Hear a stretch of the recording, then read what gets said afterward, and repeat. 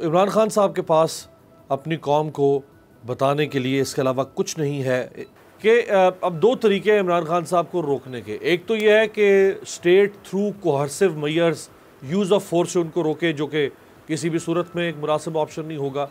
दूसरा ये कि जो उनका मुतालबा है, दो मुतालबात है, एक इलेक्शन, दूसरा जुडिशल कमीशन। सब्सक्राइब करें और बेल दबाएं ताकि कोई खबर रह न जाए।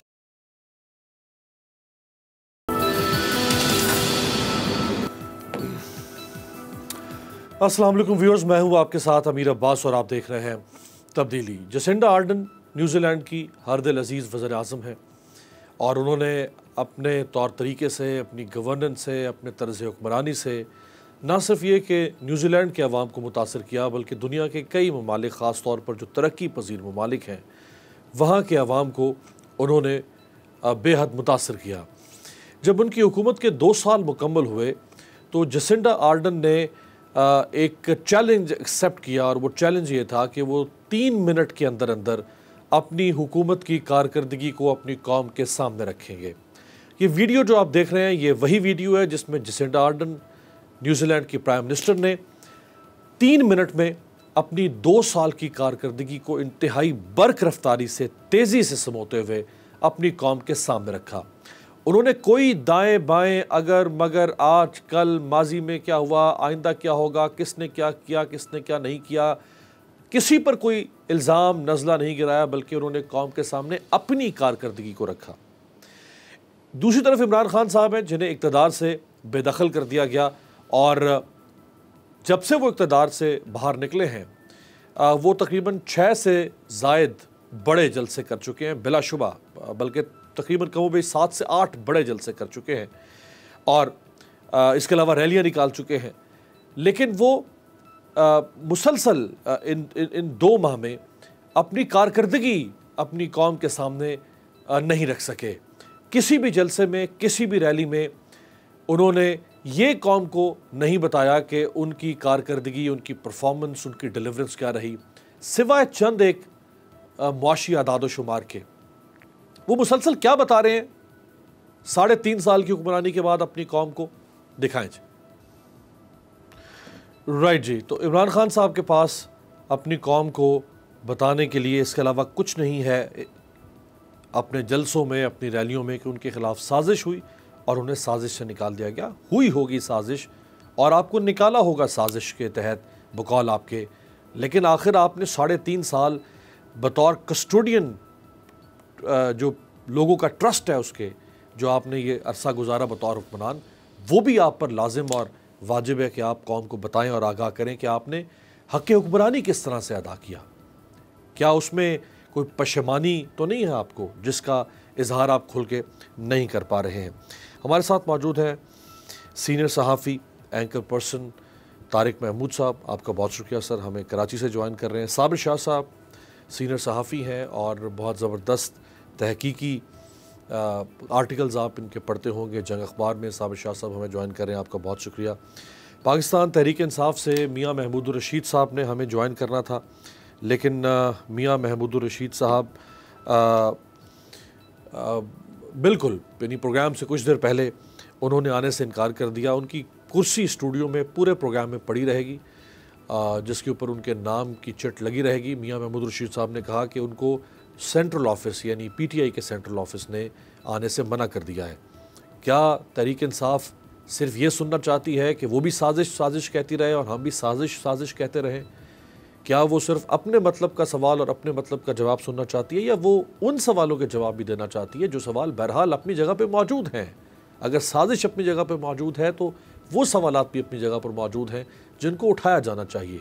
कहीं ऐसा ना हो कि वो सवालात साजिश के बहाने के तले दब कर रह जाएं। शायद तहरीक इंसाफ यही चाहती होगी। इसके साथ साथ हम बात करेंगे सीनियर सहाफ़ी और प्रेसिडेंट बोल न्यूज़ समी इब्राहिम साहब को FIA ने एक नोटिस भेजा है और उन पर इल्ज़ाम यह है कि उन्होंने अपनी जो राय की आज़ादी का इस्तेमाल किया है वो शायद पाकिस्तान के कवानीन के मुताबिक नहीं है।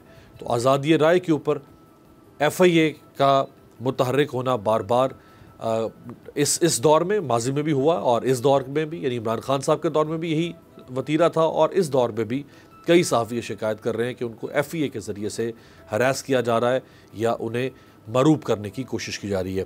इस पर भी बात करेंगे। चौधरी मंजूर साहब, पाकिस्तान पीपल्स पार्टी के ऑनरेबल सीनियर रहनुमा, वो भी हमारे साथ मौजूद हैं। मंजूर साहब, आपका भी बहुत शुक्रिया। तारिक साहब, मैं आपसे आगाज़ करूँगा। इमरान खान साहब सिर्फ साजिश के ज़रिए से अपनी इलेक्शन कैंपेन में दाखिल हो चुके हैं। वो ये नहीं बता पा रहे हैं कि उन्होंने क्या काम किया, उनकी कारकर्दगी क्या थी, उनकी परफॉर्मेंस क्या थी। वो जो 3.5 साल थे, उसका कोई हिसाब किताब नहीं होना चाहिए तारिक साहब? वो जिन वादों के साथ और जिन दावों के साथ इक़्तिदार में आए थे और जो बातें उन्होंने की थी, उनको जब आप प्रैक्टिकल कसौटी पे परखते हैं तो वहाँ बहुत सारी चीज़ें आपको नजर आती हैं कि बिल्कुल उलट है। यानी इमरान खान साहब इस सियासी कल्चर को बदलने के लिए आए थे, वो उसी सियासी कल्चर के लोगों के कंधों पे सवार होकर इक़्तिदार में आए। इमरान खान साहब कहते थे कि जी MNAs को पैसे देना सियासी रिश्वत है, जिनको वो किसी को सबसे बड़ा डाकू और किसी को चपरासी न रखने का कहते थे, वो उनके दाएं और बाएं रहे। जो कहते थे कि जी कारोबार को फायदा नहीं पहुंचना चाहिए, वो उनके दौर के अंदर तवातुर के साथ जो है वो स्कैंडल्स आते रहे। कहा कि जी पहली मर्तबा है कि कोई हुकूमत स्कैंडल्स को बेनकाब कर रही है, लेकिन किसी एक स्कैंडल्स में उनके अपने किसी एक कल्प्रिट को कोई सजा नहीं मिली। आगे बढ़िए, उन्होंने दावे किए थे कि जी 50 लाख घर दे देंगे, 1 करोड़ अफराद को नौकरियां दे देंगे। तो ना अब उनके पास बताने के लिए ये है कि मैंने ये कर दिया, ना उनके पास कि मैंने कोई बड़े मेगा प्रोजेक्ट कर दिए, ना उनके पास बताने के लिए ये है कि मैं जिन लोगों को करप्ट, चोर, डाकू कहता रहा और कहता रहा कि जी लूटी हुई दौलत वापस लाएंगे। आपको याद होगा कि इमरान खान आएगा और $200 इसके मुंह पे मारेगा और $400 उसके मुंह पे मारेगा, $1 मिलियन। वो कहाँ गई सारी बातें?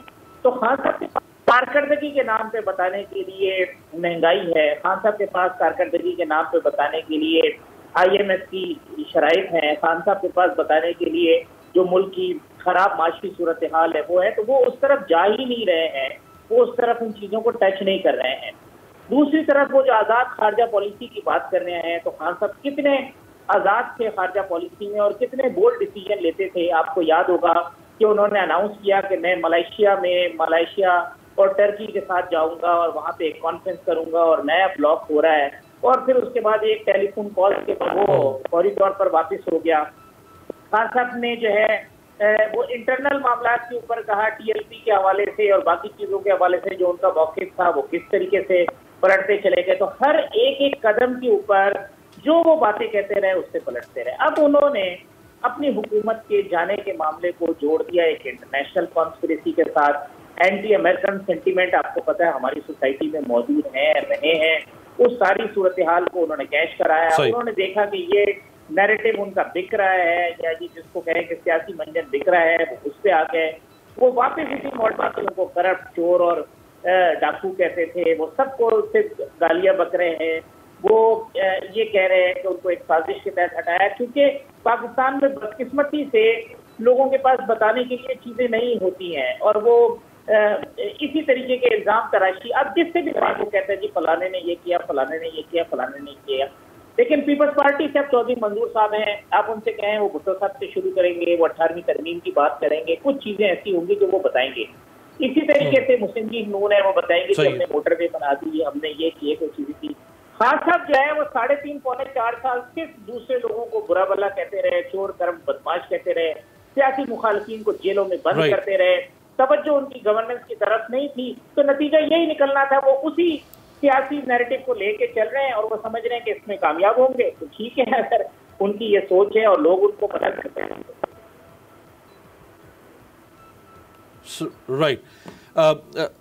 साबिर शाह साहब को भी मैं शामिल कर लूँ। साबिर शाह साहब, क्या ये इमरान खान साहब की कामयाबी है या ये इमरान खान साहब की नाकामी है कि उनकी परफॉर्मेंस का कोई सवाल ही नहीं कर रहा, जिसके लिए उनको मुंतखब किया गया था उसका कोई सवाल ही नहीं है, और सारा मुल्क, सियासत, मीडिया, तहरीक इंसाफ, ऑपोजिशन सारे ही साजिश के बुखार में मुब्तला हैं?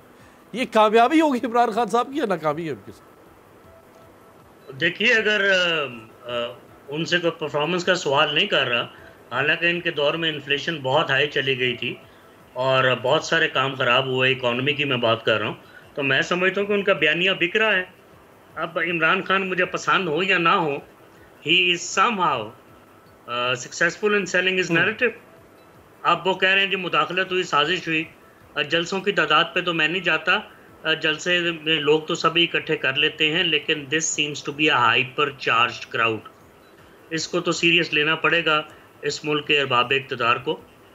और मेरे ख्याल इमरान खान की गिरफ्तारी और शेख रशीद की गिरफ्तारी से भी बात नहीं बनेगी। लेकिन ये मुस्लिम लीग नून का मीडिया सेल मेरे ख्याल है बहुत ज़्यादा कमज़ोर लग रहा है, हालांकि बहुत मजबूत मीडिया सेल इनका हुआ करता था, प्रोपोगेट नहीं कर रहे। इसी तरह पीटीआई के मीडिया सेल को आप देखें, सोशल मीडिया सेल को, तो वो गालियां तो निकाल रहे हैं, लेकिन तरीका ये था कि वो क्रिटिसाइज़ करते हैं कि 3 हफ्ते में घी की कीमत और बिजली की कीमत ऊपर चली गई और लोड शेडिंग भी बदतरीन हुई, और आगे आईएमएफ की शर्तें भी मान ली, सब्सिडीज़ भी ख़त्म होंगी, ये 15 तारीख को नहीं तो 30 मई को पेट्रोल भी ऊपर जाएगा और बिजली की कीमतें और बढ़ेंगी, क्योंकि ये शराइत हमने मानी है, वरना $6 अरब का जो पैकेज है वो तो मिलेगा नहीं। आईएमएफ का भी तो सिर्फ $3 अरब मिले हैं।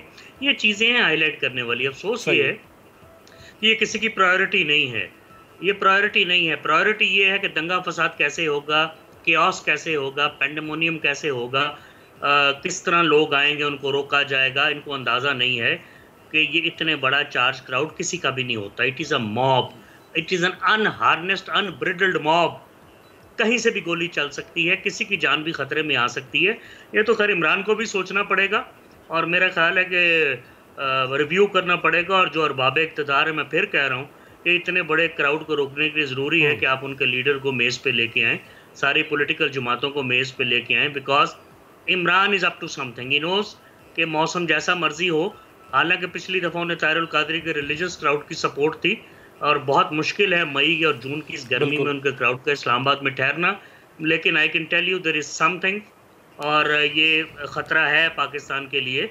और लेकिन आप फिर देखें कि इकोनॉमी की बात नहीं कर रहे कि डॉलर पौने 200 से ऊपर तो चला गया है, 200 भी क्रॉस करेगा और पेट्रोल पौने 200 पे जाएगा। इकोनॉमी की बात नहीं कर रहे हैं, वो मुदाखलत और साजिश वाली बात कर रहे हैं। वही रेटरिक है, कोई माने ना माने, लोग इकट्ठे हो रहे हैं। बड़ी अजीब सिचुएशन है अमीर अब्बास साहब, बड़ा मुश्किल है। मुझे नहीं पता ये क्राउड को काम करेगा या नहीं। अभी तक तो इदारों के पूरी तरह नाम नहीं ले रहे, लेकिन पॉपुलैरिटी इसमें कोई शक नहीं शाह साहब कि जिस तरह आपने फरमाया कि इमरान खान साहब ने अपने इस कॉन्स्पिरेसी हैचिंग कार्ड को कौम के सामने बेच दिया है और बहुत सारे लोग उसको बाय कर रहे हैं। वो कह रहे हैं वाकई कुछ ऐसी गड़बड़ हुई है। अच्छा चौधरी मंजूर साहब, चले इमरान खान साहब की कामयाबी और नाकामी तो डिस्कस हुई, ऑपोजिशन की तो ये पर नाकामी होगी ना कि जिस इमरान खान साहब से आज उनकी 3.5 साल कारकर्दगी का सवाल होना चाहिए था, मुहासबा होना चाहिए था कि वादे कितने पूरे हुए, मंशूर कहाँ चला गया, तब्दीली कहाँ रह गई, रियासत मदीना कहाँ रह गई, वो सवाल नहीं हो रहा। और पिछले 2 महीने से साजिश मीडिया के ऊपर, इसके अलावा शायद हम ये सवाल उठा रहे हैं, वरना तो ये सवाल ही कोई नहीं कर रहा साजिश के अलावा। तो ये नाकामी नहीं आप लोगों की कि आप इमरान खान को आज एक्सपोज कर रहे होते हैं कि उनकी परफॉर्मेंस ठीक नहीं थी, आप साजिश के जाल में फंस गए? नहीं, मेरा ख्याल है देखिए, एक बुनियादी बात जिसको समझना चाहिए कि वो इसको नैरेटिव जो होता है वो वक्ती होता है और वो चीज तब्दील होता रहता है। नजरिया, सोच और फिक्र जो होती है ना, वो मुस्तकिल होती है। वो कल जो नैरेटिव था, इक़्तिदार में आने से पहले जो नैरेटिव था, वो फिर इक़्तिदार में नहीं रहा। जो इक़्तिदार में नैरेटिव था, मतलब मैं आपको एक बात बताऊं, हमारे एक बरखुरदार ने इस पे तहकीक की है कि आखिरी महीने में इन्होंने कोई 2317 बार कहा कि आप लेकर क्यों नहीं आते, आप लो कॉन्फिडेंस लेकर आए, हिम्मत है तो लेकर आए। खुद इमरान खान साहब कहते रहे कि मुझे तो खुशी होगी ये लेकर आए। बिल्कुल आपके सामने है, अगर आप अभी आप चलाएं तो। और अब कह रहे हैं कि मुझे जुलाई से पता था कि ये साजिश हो रही है। अगर जुलाई से पता था कि ये साजिश हो रही है तो फिर आप क्यों कह रहे थे कि लेकर आए? तो ये चीजें वक्ती हैं। उन्होंने बिल्कुल एक नैरेटिव बेचा है, वो बिका है, लेकिन वो कर क्या रहे हैं, क्या रहे हैं? तो कह रहे हैं मैं नहीं मानता इलेक्शन कमीशन को, मैं नहीं मानता। वो रात के 12 बजे क्यों खुली है, वो उन्हें छुट्टी वाले दिन जो खुली है उनके लिए वो नहीं याद। अब खुद ही इसी इलेक्शन कमीशन की तारीफें कर रहे थे। फौज को या उसको जो जिस तरह से आज वो और इससे पहले खुलकर आ गए, वो आपके सामने है। पार्लियामेंट को वो मानते नहीं, जब अपोजिशन में थे तब भी नहीं जाते थे, हुकूमत में थे तब भी नहीं जाते। पार्लियामेंट को और मेंबरान को तो वो हर वक्त गालियां देते रहते हैं। मीडिया के बारे में जो इरशादात वो फरमा रहे हैं वो आपके सामने है। तो फिर इसका मतलब ये है कि वो एक बुनियादी तौर पर एक अनार्किस्ट आदमी है जो किसी इदारे को नहीं मान रहा, पूरी रियासत को ही नहीं मान रहा। तो जो अगर एक अनार्किस्ट आदमी जिसके अंदर फाशिज्म की भी टेंडेंसीज हो, तो वो तो जो कुछ करेगा वो फिर तबाही के सिवा कुछ नहीं है, बर्बादी है इस रियासत की। अगर उसको नहीं रोका गया और अगर उसको काउंटर नहीं किया गया और ताकत से नहीं किया गया, अच्छा, तो वो अब तो बिल्कुल उसको जो कैसे जो वो करने जा कैसे रहे हैं रोका वो जा करेंगे। सकता है चौधरी साहब? उसके नहीं, सर मेरा दो ख्याल है, तरीके हैं ना, देखिए- उनको रोकने के दो देखिए, तरीके हैं। अगर पीसफुल प्रोटेस्ट कर रहे हैं या जलसे कर रहे हैं, उनका राइट है, वो करें। हम तो बिल्कुल पाकिस्तान पीपल्स पार्टी इसके हक में है।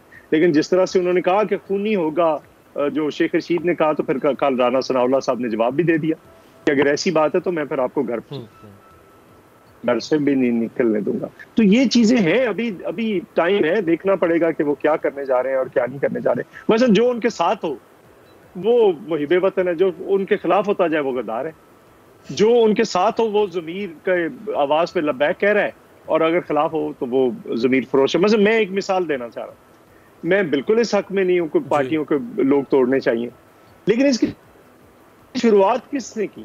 जब पंजाब में से नून लीग के बंदे तोड़ के बुज़दार लाता था जहाज में भर के, इमरान खान साहब को 7-8 MPs मिलवाता था, तो उस वक्त वो ज़मीर फरोशी नहीं थी।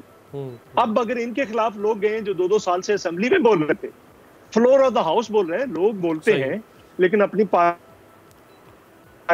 पार्टियों की meeting floor of the house, लेकिन आपके खिलाफ राजा रियाज, नूर आलम, बाकी लोग तो फ्लोर ऑफ द हाउस बोल रहे थे, वो आपकी पॉलिसियों से खिलाफ कर रहे थे, वो ज़मीर फरोश हो गया। और अच्छा चौधरी साहब एक सवाल आपसे, सर ब्रेक से पहले एक सवाल आपसे ये है ज़िमनी कि अब दो तरीके हैं इमरान खान साहब को रोकने के। एक तो ये है कि state through coercive measures, use of force से उनको रोके, जो कि किसी भी सूरत में एक मुनासिब ऑप्शन नहीं होगा।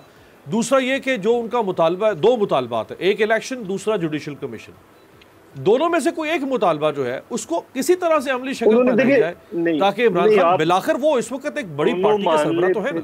अब नहीं, एक देखिए ना, इलेक्शन की बात वो कहते थे कि एक दिन पहले नहीं होगा इलेक्शन, तो अब क्यों कह रहे हैं? और वो किसी उनकी पार्टी के किसी एक बंदे ने वोट नहीं दिया आदम इत्तेमाद के अंदर, इत्तेहादियों ने वोट दिए हैं, बता दें किसने वोट किया है, किसी एक बंदे ने नहीं किया वोट। तो अब इलेक्शन जो है वो इलेक्शन रिफॉर्म्स होनी है। इलेक्शन कमीशन ने तो वहां पे क्या दिया, सेंसस भी है, सेंसस इन, और सेंसस के लिए वो बाकायदा टीचर्स की ड्यूटीज लग रही हैं। मुझे उस दिन एक टीचर आकर बता रहा था कि मेरी ड्यूटी लगी। तो डिजिटलाइज ही सही, लेकिन अगर सेंसस शुरू हो जाए 6 महीने उसके चाहिए, 4 महीने डिलिमिटेशन के चाहिए, 2 महीने उस पर अपीलों के चाहिए, तो कैसे होगा इलेक्शन? फिर वो सिर्फ कहते हैं कि मैं इलेक्शन को तब मानूंगा अगर मुझे 2/3 अक्सरियत मिले, वरना मैं मानना ही नहीं। कमीशन को लेकिन उसमें भी एक तरीका है, उसमें भी एक तरीका है। मुझे ब्रेक पे जाना है, ब्रेक का कहा जा रहा है, वापस आके यहीं से कंटिन्यू करेंगे। उसका भी एक तरीका है चौधरी साहब कि अगर इलेक्शन स्केड्यूल अनाउंस कर दिया जाए तो एंगेज किया जा सकता है इमरान खान साहब को, टाइम बाय किया जा सकता है उनको। फिर हम भी कह सकते हैं, सब कहेंगे कि भाई अब तो इलेक्शन की डेट अनाउंस हो चुकी है, अब 6 महीने 8 महीने के बाद अब आप इलेक्शन की तैयारी में जाएं, अब आप लॉन्ग मार्च ना करें। लेकिन कुछ ना कुछ तो हुकूमत को देना पड़ेगा। एक ब्रेक के बाद बात करें। ब्रेक के बाद खुशामदीद। ब्रेक से पहले चौधरी मंजूर साहब फरमा रहे थे कि इमरान खान साहब फ़ौज से मुतल्लिक भी पब्लिकली बहुत सारी बातें कर रहे हैं।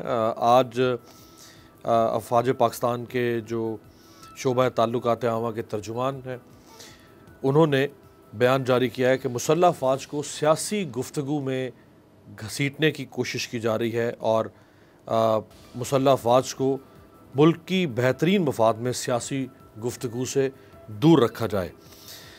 तारिक साहब, ये तो सिर्फ इमरान खान साहब तो नहीं कर रहे, ये तो मरीम नवाज़ साहिबा ने भी किया है। बल्कि मैं चाहूँगा कि ज़रा सुनवा दिया जाए। मरीम नवाज़ साहिबा ने अपने हालिया जो गुज़श्ता जलसा था उसमें उन्होंने क्या कहा है कोर कमांडर पेशावर जनरल फैज़ हमीद साहब के बारे में।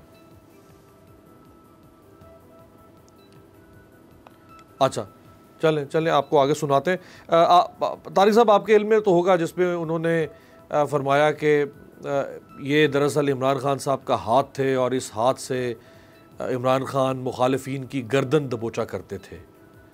तो ये तो बात बहुत आगे निकल चुकी है।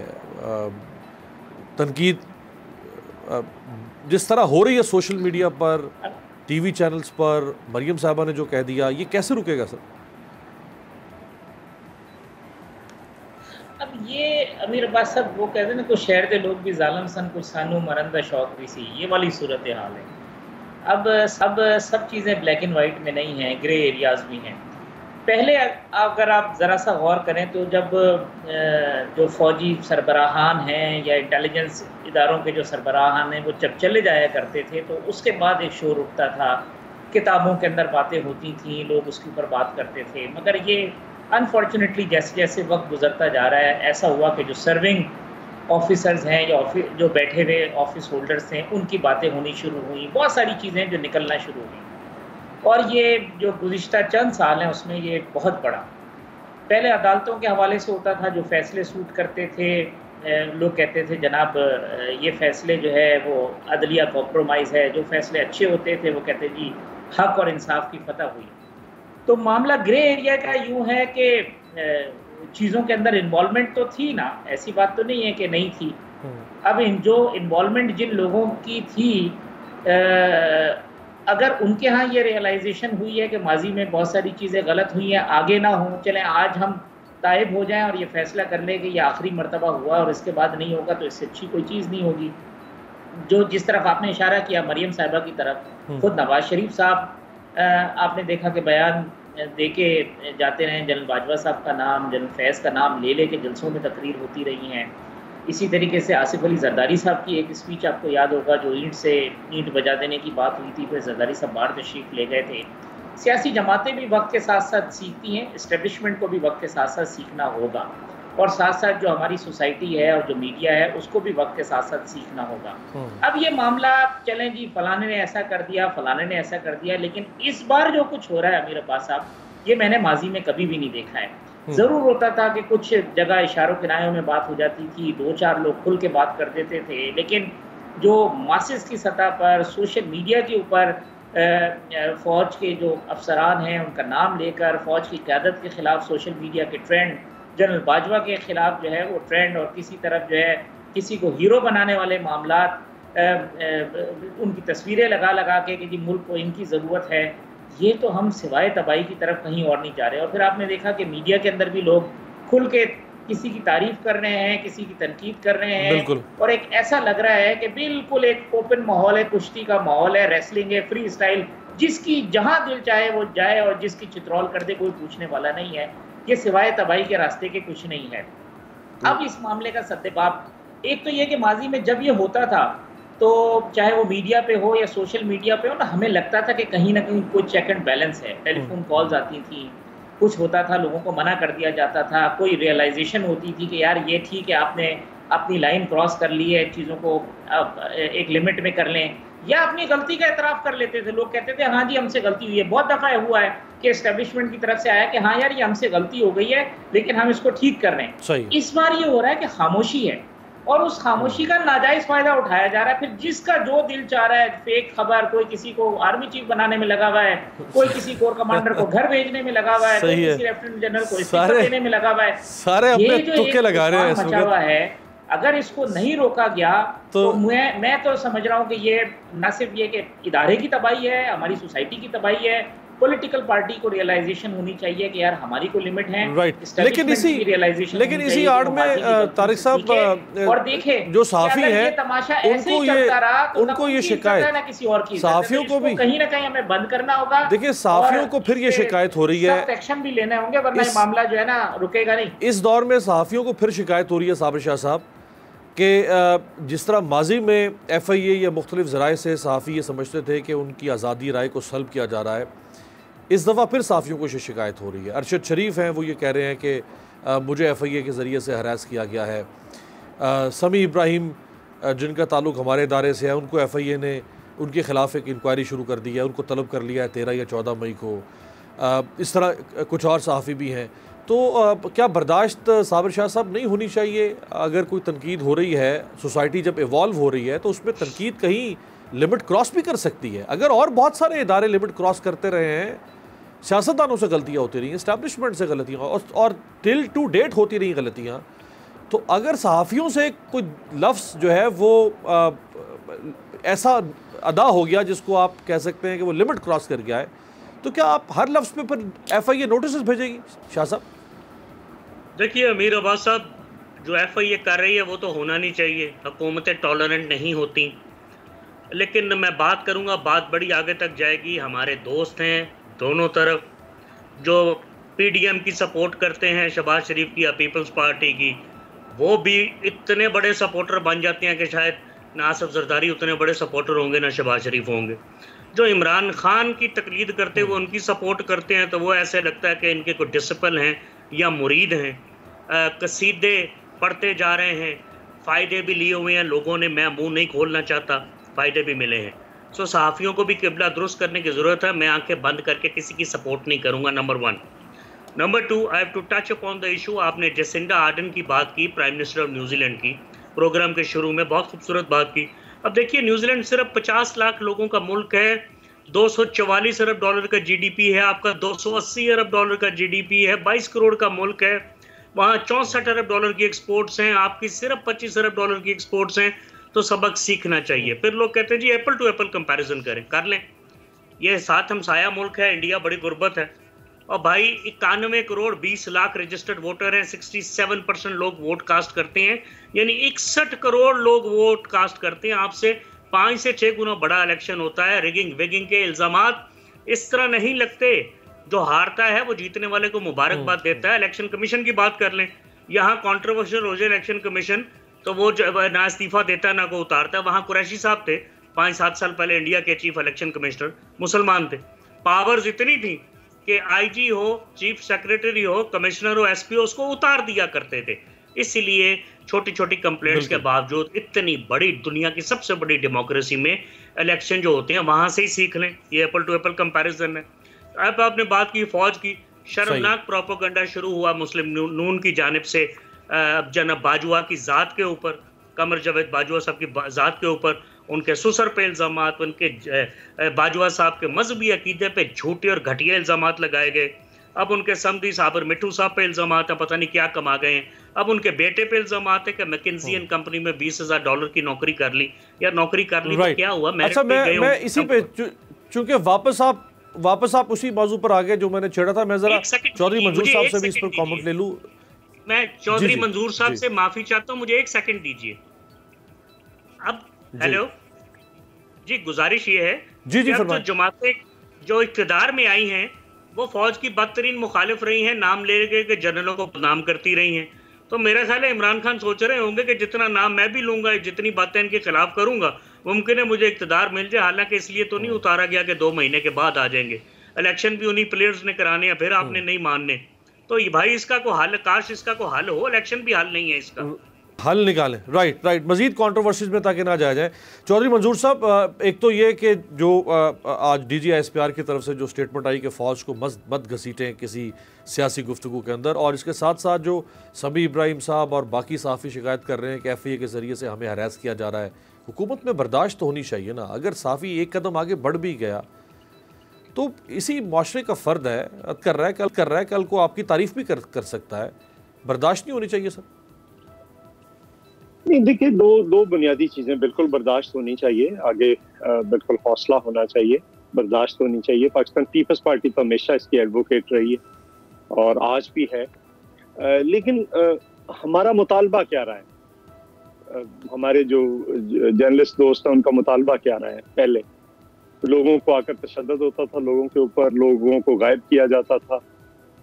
तो मुतालबा ये था कि अगर कोई गलत बात है तो कानून मौजूद, कार्रवाई करें। तो अगर मैं समझता हूं कि अगर किसी को कोई नोटिस मिल रहा है या कोई बात कर रहे हैं तो ये तो कानून के मुताबिक, अगर ये गलत है नोटिस तो उनको राइट है कि वो अपने आप को डिफेंड करें। कानून के कोर्ट्स मौजूद हैं, सारी जगह मौजूद है। तो ये एक प्रोसेस है। ये बात ठीक है कि प्रोसेस में आना चाहिए, तो उसमें उससे घबराना नहीं चाहिए। लेकिन वो जो था, जो गायब हो जाना, गोलियां लगना, लोगों को उठा लेना, वो गलत था। तो एक कानून का तरीकेकार है, उसके मुताबिक आगे बढ़ना चाहिए। दूसरी बात यह है कि देखिए ये जो कह रहे हैं, मैं यही दूसरी जो आप दूसरी बात फरमा रहे हैं, आपकी इजाजत से मैं एक ब्रेक लेके वापस यहीं से आता हूँ। आप अपनी दूसरी गुफ्तगू भी शुरू कीजिएगा और आखिरी हिस्से में महंगाई पर भी बात कर लेंगे। इस हुकूमत पर भी नज़ला गिरने वाला है। ब्रेक के बाद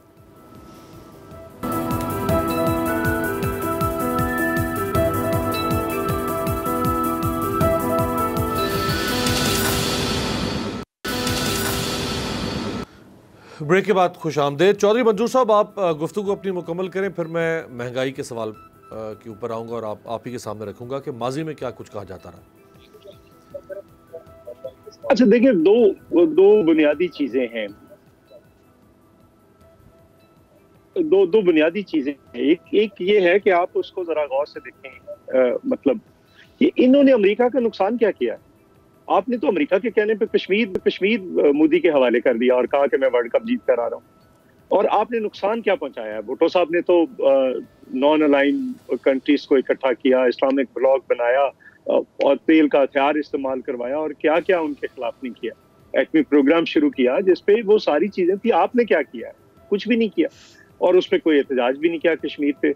अब सवाल ये, आप देखें ना, हालत इंटरनेशनली ये है कि जब से वो घड़ी का वाकया हुआ है, इन्हें अरब का कोई सरबराह ममलिकत नहीं मिला उसके बाद, कोई, not a single one. European union सारा पड़ा है, अमेरिका, लैटिन अमेरिका, चाइना के प्रेसिडेंट नहीं मिले इनको जब ये चाइना गए हैं। प्राइम मिनिस्टर से मीटिंग हुई है, प्रेसिडेंट 2 बार मिला, एक बार खाने पे और एक बार आते हुए तस्वीर बनवाते हुए। तो वो जो स्पेशल मीटिंग बाकी लोगों के साथ थी वो नहीं हुई। सीपैक का आपने हशर कर दिया। अब गंदम का बहरान, मैं एक किसान का बेटा भी हूँ। अब हालत ये है कि आपकी 20 से 25 मन एवरेज है एकड़ की, क्योंकि आपने खाद नहीं मौके पे, जब खाद की जरूरत थी वो दी, नहरें बंद की हुई, जो ट्यूबवेल का एरिया था वहां पे भी। तीसरी वजह गर्मी एकदम लगा के जनवरी से जून आ गया है, तो उसकी वजह से जो एवरेज 40 से 45 मन आती थी वो 20 से 25 मन आ रही। तो आपको वो बुरान भी है। एक टाइम था पाकिस्तान पीपल्स पार्टी ने एक्सपोर्ट करने के काबिल हो गई थी गंदम। मुशर्रफ के दौर में भी हम इंपोर्ट करते थे। पीपल्स पार्टी ने 2 सालों के अंदर अंदर ऐसी पॉलिसी दी कि किसानों ने गंदम काश्त की, चीनी और बाकी चीजें हैं। तो मेरा ख्याल है ये टाइम लगेगा, लेकिन यूक्रेन वॉर का भी इम्पैक्ट है। कितनी लंबी होती है किसी का नहीं ख्याल था, इवन मेरा नहीं, यूक्रेन वॉर इतनी लंबी होगी। सारे तजिया निगारों का ये नहीं था, लेकिन वो लंबी हो गई है और हो रही है। उसके इम्पैक्ट सारी दुनिया पे आ रहे हैं और वो भी है। लेकिन भारत ये चैलेंजेस है, इन चैलेंजेस को सामने करते हुए लोगों को रिलीफ देना पड़ेगा। ये नहीं कि हर आप बात IMF की हर बात आप मानते चले जाए। राइट। 4 दिन के बाद शहबाज शरीफ साहब को वज़ीर-ए-आज़म बने 1 माह मुकम्मल हो जाएगा। तो जब इमरान खान साहब का 1 माह मुकम्मल हुआ था तो तमाम टीवी चैनल्स ने सवाल उठाए थे कि इमरान खान साहब का 1 महीना गुजर गया, 3 महीने गुजर गए, हनीमून पीरियड गुजर गया, क्या हो रहा है। हालांकि वो ना तजुर्बाकार थे, ये तो तजुर्बाकार है। तो अब उन्होंने 100 दिन का प्रोग्राम है कि ये फर्क है। जी तो सर वो महंगाई के बारे में कुछ कहते थे ना, मैं चाहूँगा ज़रा सुनवा दें जी, महंगाई के बारे में मौजूदा हुकूमत अपोजिशन में क्या क्या करती थी।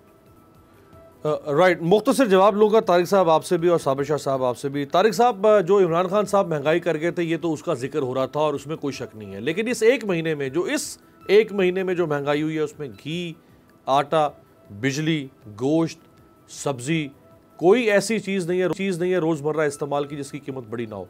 कोयटा में 650 रुपये किलो मुर्गी का गोश्त, इतना तो आज से 5 साल पहले शायद बकरे का गोश्त होता होगा। तारिक साहब, ये मेरे पास सिर्फ देखें, एक तो ये कि कंपैरिजन वहाँ का इनका और इनका बनता नहीं है। इमरान खान साहब आए थे 5 साल के वीज़े के ऊपर, वो अलग बात है कि वो पहले डिपोर्ट हो गए। शहबाज शरीफ साहब जो है वो शॉर्ट टर्म विजिट वीज़े पे आए हैं, वो वापिस 1.25 साल चलता है या 8 माह चलता है, 10 महीने। लेकिन ये जो महंगाई वाली बात है, इन्हें हर हाल के अंदर इस पे कंट्रोल करना होगा और मईशत की चीज़ें जो हैं वो ठीक करनी होगी। लोगों को इस बात से कोई गर्ज नहीं है कि आपको IMF पैसे दे रहा है, आपको चीन पैसे दे रहा है, सऊदी अरब दे रहा है, UAE दे रहा है, आपके कर्ज कितने हो गए, आपकी इंपोर्ट कितनी हो गई, तिजारती खसारा कितना हो गया। लोगों को इस बात से कोई गर्ज नहीं है। लोग ना सुनने को तैयार हैं, ना समझने को तैयार हैं। ये इंटेलेक्चुअल डिबेट है, ये अशराफिया की बातें ज़रूर हैं, ये ड्राइंग रूम की गुफ्तगू है, ये टेलीविजन टॉक शोज का मौजू है, लेकिन गरीब आदमी का मौजू जो है वो पेट्रोल है, वो महंगाई, मौजू पेट्रोल और उसका आटा। बिल्कुल ठीक है। साबिर शाह साहब, इमरान खान साहब एक हाथ में खारजा पॉलिसी और साजिश का, दूसरे हाथ में महंगाई का कार्ड इस्तेमाल करेंगे, दूसरे हाथ में इनकी नालायकी और महंगाई का। बिल्कुल ठीक है। साबिर शाह साहब, इमरान खान साहब तो खुद अपनी महंगाई के बोझ तले अनपॉपुलर होके और इलेक्शन हारने के करीब पहुंच चुके हुए थे। अब इन्होंने उनको निकाल के कहा नहीं हम सब ठीक कर लेंगे, तो फिर अब आज नहीं तो महीने के बाद तो लोगों को सवाल करने का हक होगा ना कि भाई वो सब ठीक करना था, वो कहाँ है। जी आज ही हक होना चाहिए। अपोजिशन आवाज़ उठाती होती है, इमरान खान को उठानी चाहिए और इनको जवाब देना चाहिए कि जब ये आ गए हैं तो उन्होंने क्या किया। देखिए अमीर अब्बास साहब, इन्फ्लेशन की किस्में होती हैं, creeping inflation, walking inflation, galloping inflation, hyper inflation, stagflation. ये स्टैगफ्लेशन है, 5वां गियर लगा हुआ है। एक्सपोर्ट्स वहीं की वहीं हैं, इंपोर्ट 56 अरब डॉलर पे पहुंच गई है, नॉन एसेंशियल इंपोर्ट्स को हम कर्व नहीं कर रहे। मार्केट फोर्सेस नाकाम है, ये समझ नहीं आ रही डिमांड पुल इन्फ्लेशन है या कॉस्ट पुल पुश इन्फ्लेशन है। इस वजह से महंगाई बढ़ रही है, ज़ख़ीरा अंदोज़ों की वजह से बढ़ रही है या दुकानदार और रेडी वाले की वजह से बढ़ रही है। मेरा ज़्यादा ख्याल है कि 25% महंगाई रेडी वाले और दुकानदार की वजह से भी हो रही है। मुंह मांगा रेट है, हर शहर में डिफरेंट है। शहर में 4 मार्केट्स हैं, अमीरों की मार्केट में डिफरेंट है, गरीबों की मार्केट में डिफरेंट है। मेरा पास वक्त खत्म हो गया। बहुत बहुत शुक्रिया, बहुत बहुत शुक्रिया। साबिर शाह साहब, तारिक महमूद साहब, चौधरी मंजूर साहब हमारे साथ थे। आपसे मुलाकात होगी अगले हफ्ते। देखते रहिएगा तब्दीली।